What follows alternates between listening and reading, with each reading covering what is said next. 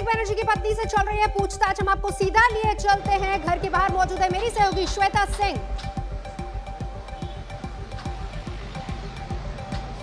शुक्रिया नवजोत। यहाँ पर अभिषेक बनर्जी के घर के बाहर हम इस समय मौजूद हैं और उसके घर के बाहर के समय की तस्वीरें भी आप इस समय देख लीजिए।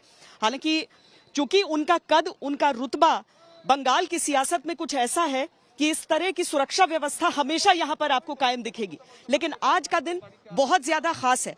आज का दिन बहुत ज्यादा अलग है, वो इसीलिए क्योंकि आज पूछताछ चल रही है। आज सीबीआई की पूछताछ यहाँ पर चल रही है अभिषेक बनर्जी की पत्नी के साथ। सियासत उसमें कितनी होगी ये तो धीरे धीरे और आगे अभी पता चलेगा। कल उनको कहा गया था कि उन्हें उनसे पूछताछ होगी और एक आरोपी के तौर पर नहीं बल्कि एक गवाह के तौर पर, एक विटनेस के तौर पर।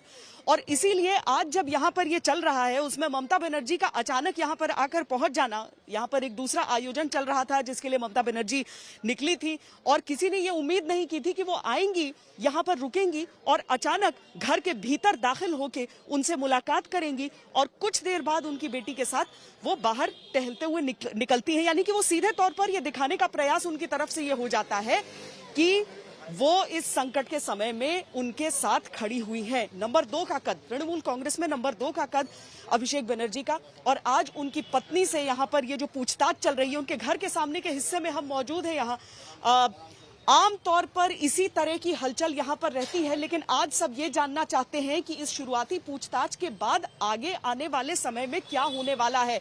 बड़ी खबर आज की यही है कि ये जो पूछताछ चल रही है, लगभग 45 मिनट की ये पूछताछ हो चुकी है और ये अभी आगे जारी रहेगी। सीबीआई की टीम यहाँ पर पहुंची है और उसके बाद से आप सुरक्षा बंदोबस्त भी वहां पर देख रहे हैं और भीतर जो पूछताछ चल रही है, इस चूंकि चुनाव का समय है तो ममता बनर्जी लगातार जो कार्यक्रम है, चुनावी कार्यक्रम, उनमें शामिल हो रही हैं।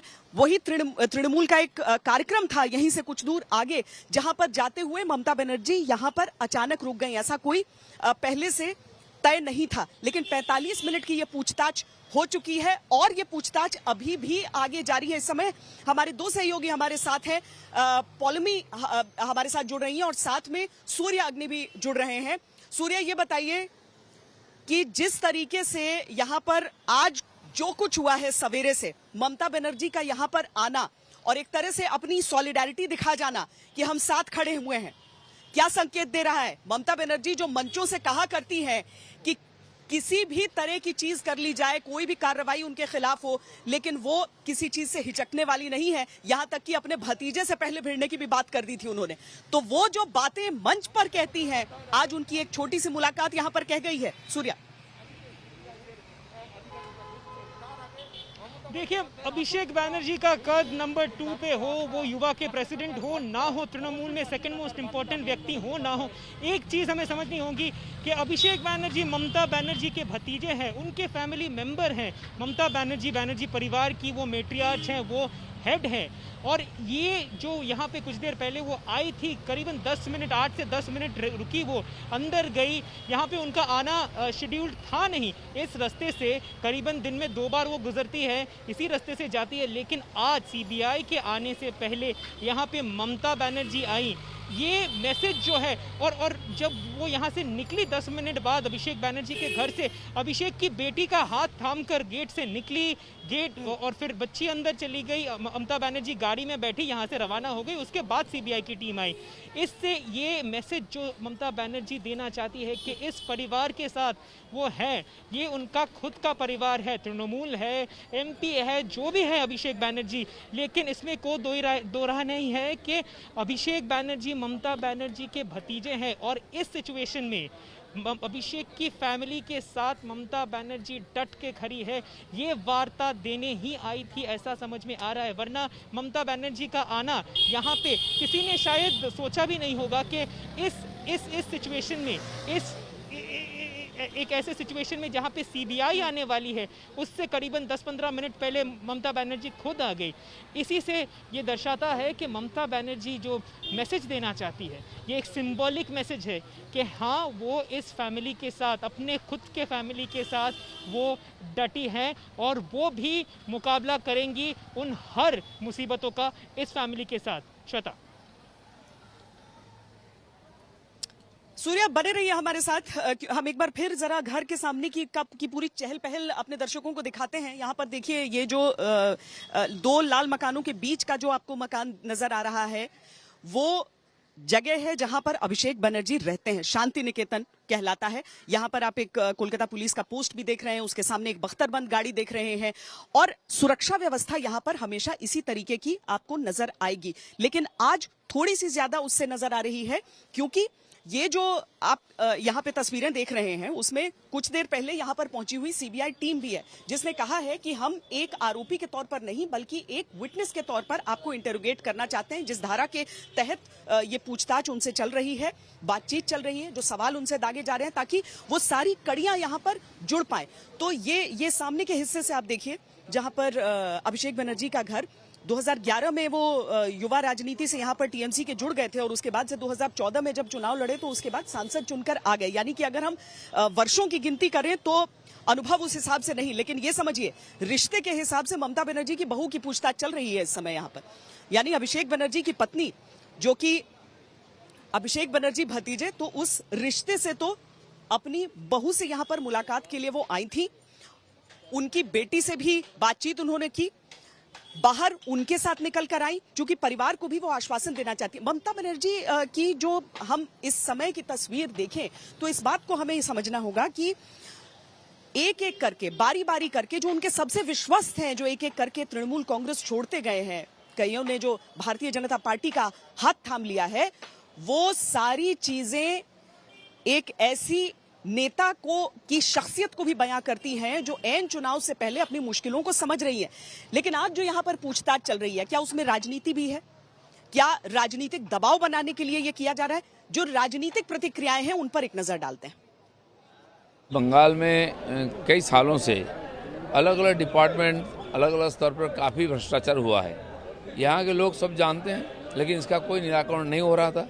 अभी सीबीआई ईडी ने इस दिशा में कदम बढ़ाया है, लोगों ने इसको स्वागत किया है। जिन जिन को भी चिट्ठी किया है उन लोगों खुद आकर के अपने विषय में सारा विषय साफ करना चाहिए और लोगों के मन में जो संशय है वो भी दूर करना चाहिए। CBI during the course of their investigation has found out the relations between those criminals, those coal mafias, those cattle smugglers with the ruling party's political approach. एक ट्वीट किया है, उसमें अभिषेक बनर्जी का बयान है प्रेस कॉन्फ्रेंस। उसमें उन्होंने कहा है कि उनकी पत्नी जन्म लग्न से थाई नागरिक है। वही अभिषेक बनर्जी अपने एफिडेविट में उनकी मैडम ने जो कंपनियों में मालिक हैं, लिप्स एंड बाउंड, इस तरह के बहुत सारी कंपनियों में, वहाँ उन्होंने कहा कि वो इंडियन सिटीजन है। मेरा प्रश्न यही है कि भाई अभिषेक बनर्जी सही बोल रहे हैं कि उनकी पत्नी सही बोल रही है? তো হাতে এই এজেন্সিগুলো আছে যারা যাদেরকে ওরা চোর বলেছিল, যাদের ভাগ বলেছিল, তাদেরই তো দেখছি ওদের মন্ত্রীদের পাশাপাশি ঘুরে বেড়াচ্ছে। তা মানুষ সিবিআই বলুন, ইডি বলুন, ইনকাম ট্যাক্স বলুন, এগুলো সবাই জেনে গেছে। এগুলো আর নিরপেক্ষ বলে কিছু নেই, এগুলো সব বিজেপির অফিস হয়ে গেছে। तो अभिषेक बनर्जी की पत्नी को लेकर जो विवाद है वो आज की बात नहीं है। उनकी पत्नी को लेकर कस्टम्स का एक विवाद हो चुका है, जहां पर ये आरोप उन पर लगे थे कि 2 किलो सोना स्मगल करने की कोशिश कर रही थी, लाने की कोशिश कर रही थी। दूसरा आरोप उन पर यह लगता रहा है कि नागरिकता उनकी कहां की है, भारतीय है या फिर एक थाई नागरिक है। लेकिन इन सारी चीजों के बीच चूंकि चुनाव अभी है, इसीलिए इस नजरिए से देखना लाजमी है। सूर्या, अगर हम राजनीति के उस कोण को पकड़ने का प्रयास करें तो हम ये समझ सकते हैं कि इससे भी एक चुनावी मुद्दा जरूर बनाया जाएगा। देखिए, करीबन एक हफ्ते पहले अभिषेक बनर्जी ने एक सभा मंच से कहा था कि उनके बीवी पर ये बहुत सारे ऐसे उनकी बीवी जो है उनको डराया धमकाया जाएगा, ये सब हो सकता है। तो ये अंदाज़ा कहीं ना कहीं अभिषेक बनर्जी को पहले से था, क्योंकि ये हम इसीलिए कह सकते हैं क्योंकि ये पहली बार नहीं हुआ है कि अभिषेक बनर्जी या फिर ममता बनर्जी या फिर तृणमूल के एक डजन से ज़्यादा हैवीवेट नेता ये मैसेज दें कि सेंटर से लोगों को डराने धमकाने के लिए, राजनेताओं को डराने धमकाने के लिए ईडी को, सीबीआई को इस्तेमाल किया जाता है। ये पहली बार है नहीं कि ममता बनर्जी या फिर अभिषेक बनर्जी ये दावा कर रहे हैं। ये बारंबार करीबन 1-2 सालों से वो लोग ये कहते आ रहे हैं, 2019 के इलेक्शन से पहले वो कहते आ रहे हैं। लेकिन आज जब अभिषेक के घर पे खुद अभिषेक के घर पे ही सीबीआई पहुंची है, रविवार को वो लोग पहुंचे थे, तब से ये शुरुआत हुआ है। तो ये अभिषेक की तरफ से ये वार्ता जो अभिषेक ने ऑफिशियली ये स्टेटमेंट दिया हुआ है कि वो लॉ एंड ऑर्डर को फॉलो करेंगे, इन्वेस्टिगेशन में कोऑपरेट करेंगे। अभिषेक ने भी कहा है, रुजिरा ने भी कहा है। लेकिन ये अगर एक कोशिश है उनको दबाने के लिए, उनको धमकाने के लिए, उनको डराने के लिए, तो ना अभिषेक ना ममता बनर्जी उनका ये दावा है कि वो डरेंगे नहीं, वो पीछे नहीं हटेंगे। ये दावा ममता बनर्जी, अभिषेक बनर्जी, दरअसल क्या होता है कि राजनीति में और खासकर चुनावों के समय इस तरह के जो मुद्दे होते हैं वो चुनावों के लिए एक बहुत अच्छा मुद्दा बन जाता है। या तो आप जनता को ये कन्विंस कर पाए एक पक्ष कि उनके लिए सिंपैथी हो, या कितना भी हो जाए हम उस दबाव में झुकेंगे नहीं, या फिर जो दूसरा पक्ष है वो इस बात के लिए जनता को कन्विंस कर सके कि देखिए भ्रष्टाचार था। और इन्हीं के बीच कहीं नतीजों की वो लकीर होती है। लेकिन हम आपको आगे बढ़ने से पहले जरा ये रिपोर्ट दिखाते हैं। ममता के मंत्री, विधायक और सांसद पहले भी सीबीआई का सामना कर चुके हैं। केंद्रीय जांच एजेंसी ममता की बहू रुजिरा नरूला बनर्जी से कोयला तस्करी रैकेट में कई सवालों के जवाब लेना चाहती है। इसका नोटिस रविवार को ही दे दिया गया। पूछताछ को लेकर रुजिरा और सीबीआई के बीच आज की सहमति बनी है। रुजिरा से सीबीआई के जो सवाल होने हैं उनका लबो-लुआब कुछ इस तरह से होगा। मसलन उनका कोयला तस्करी के आरोपी अनूप मांझी से क्या रिश्ता है, अनूप मांझी के खाते से आपके खाते में रकम क्यों भेजी गई, अनूप मांझी ने पहले कब पैसे दिए, उनकी कंपनी के कारोबार की जानकारी, कंपनियों के टर्नओवर अचानक बढ़ने के आरोप पर सफाई। देखिए, बंगाल में कई सालों से अलग अलग डिपार्टमेंट, अलग अलग स्तर पर काफ़ी भ्रष्टाचार हुआ है। यहाँ के लोग सब जानते हैं, लेकिन इसका कोई निराकरण नहीं हो रहा था। अभी सीबीआई, ईडी ने इस दिशा में कदम बढ़ाया है, लोगों ने इसको स्वागत किया है। जिन को भी चिट्ठी किया है उन लोगों को खुद आकर के अपने विषय में सारा विषय साफ करना चाहिए और लोगों के मन में जो संशय है वो भी दूर करना चाहिए। कोयला तस्करी के मामले के साथ ही ममता की बहू की कई फाइलें भी एक साथ खुल गई हैं। सोना तस्करी के पुराने मामले के साथ साथ उनकी नागरिकता को लेकर भी नोटिस भेजे जा चुके हैं। रुजिरा थाईलैंड की नागरिक हैं। इसके बावजूद उन्होंने 2009 में पैन कार्ड हासिल कर लिया। बैंकॉक में भारतीय दूतावास ने 2010 में उन्हें PIO कार्ड दिया था। पैन कार्ड के मामले में गृह मंत्रालय ने 2019 में नोटिस जारी किया था। रुजिरा के overseas citizen of India card का मामला कोर्ट में है। 2 दस्तावेजों में रुजिरा के पिता के 2 अलग अलग नाम दर्ज हैं। IPO कार्ड में पिता का नाम निफॉन नरूला है, जबकि विवाद प्रमाण पत्र में पिता का नाम गुरशरण आहूजा है। लेकिन इतने कानूनी चक्कर होने के बावजूद पति अभिषेक कह रहे हैं कि उनकी पत्नी को साजिशन फंसाया जा रहा है। আমি তো বলেছি আমার পিছনে ইডি সিবিআই লাগাতে হবে না, আমি এই মাটির সন্তান। যারা ইডি সিবিআই এর ভয়ে বিজেপিতে যাচ্ছে আর আমাকেও চমকাচ্ছ ইডি সিবিআই দিয়ে যে বিজেপিতে যাবে, আমার গলা কেটে দিলেও জয় বাংলা বেরোবে, মমতা ব্যানার্জি জিন্দাবাদ বেরোবে। कल रुजिरा की बहन मेनका गंभीर से भी सीबीआई ने करीब 3 घंटे पूछताछ की थी। आज उनकी बारी है। सीबीआई का अगला कदम क्या होगा ये तो वक्त ही बताएगा। लेकिन ठीक चुनाव के वक्त ममता की बहू के खिलाफ तेज हुई जांच को बीजेपी ने अपने सियासी हमलों का हथियार बना लिया है। कोलकाता से सुराग्नि रॉय और अनुपम मिश्र के साथ आज तक ब्यूरो।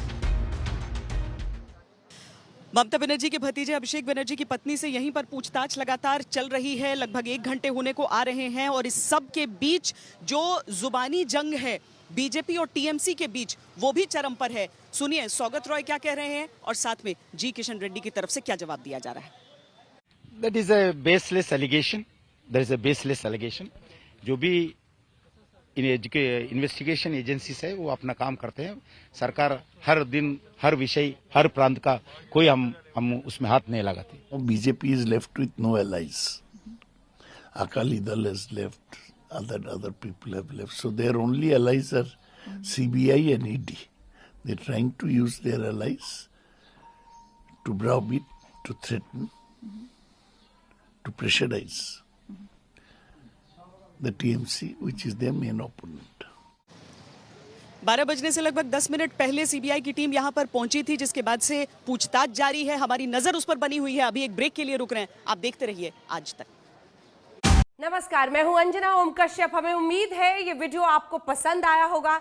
लेटेस्ट खबरों के लिए यूं ही देखते रहिए आज तक, और इस वीडियो के पसंद आने पर लाइक, शेयर एंड सब्सक्राइब करना ना भूलें।